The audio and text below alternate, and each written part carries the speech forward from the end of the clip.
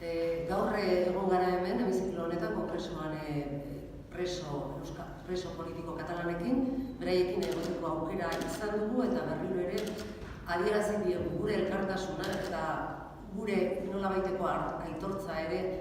erakutsi duten duintasunagatik batez ere juizio honetan, epaiketa honetan, erabaki injustua den epaiketa honetan. Gaur eman duen argazki hori, gaur egunak eman duen argazki hori,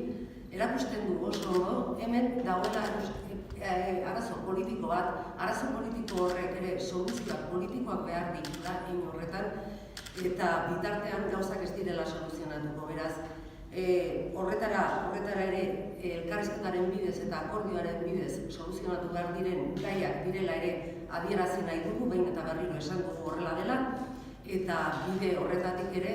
era berean, euskal preso politikoen egoera ere gogorarazi nahi du, dispersioa mantentzen da, eta gaur egun famili asko eta asko daude egoera txar batean eta sufritzen ari diren egoera injusto batean.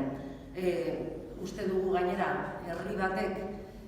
estatu demokratikotzat burua duen estatu batek inolaz ere ezingo lukela onartu gaur egun bizi ditugun egoera hauen bezalakoak, hau da, preso politiko batzuk herriak aukeratutako presoak dira, eta herritarren gehiengoak, Kataluniaren herritarren gehiengoak aukeratutako hautetsiak dira, hau da, herri ordezkariak dira, eta gaur egun hona parlamentura, kongresura ekartzea eta berriro kartzelara eramatea onartezina da gure ustez, eta gainera are gehiago, oraindik larriago iruditzen zaigu, beraiek herriak eman dien eta hauteskundeak eman dien investidura hori eta diputatu izate hori kendu nahi izatea indarraren